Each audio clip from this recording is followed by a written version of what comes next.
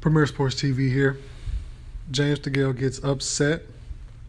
He loses his IBF title. This is what I was afraid of, Full fight review of Caleb Truax versus James Degale. And this is exactly what I was afraid of happening. Coming out first round, James Degale really wants to establish his dominance and establish being on the front foot, which was not much of a great idea because he's not necessarily a front foot fighter. Even though he has power, even though he's really quick, I feel like he's better on the back foot. And then he should have looked to box a little bit more. He was trying to, establish his dominance in the beginning of the fight and in the first round. And, Caleb Truax, like a true veteran, he was filling them out. And then he turned the tide.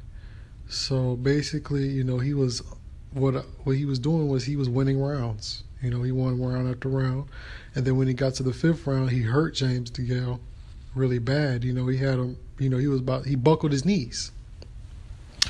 So, and then from there on, James Degale decided to fight back. He won a couple rounds, but he was pretty much getting shut out until about the sixth or seventh round. And then he won the last two for me, but he was, losing all the rounds that I saw. And,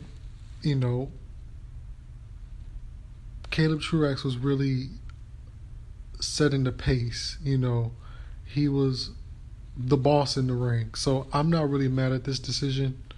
It's just that I wish James Degale would have taken this fight a little bit more seriously, because it just seemed like he didn't, because he said before the fight he was looking for a bigger fight with David Benavidez, who was the WBC champion at 168.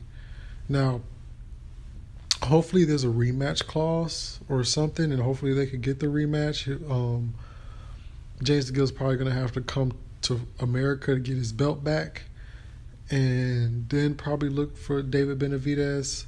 But David Benavidez is a young, hungry lion, and he's, head and shoulders better than Caleb Truax. So I really feel like James Degale is going to have to, really take shit serious. Like, for real. Like, you cannot look past any opponent. This guy is a veteran. He's a vet. He was coming to win. So, best of luck to James Degale on his journey, and congratulations, Caleb Truax, bringing that belt back home to America. Premier Sports TV here. Thank you for listening. Please subscribe.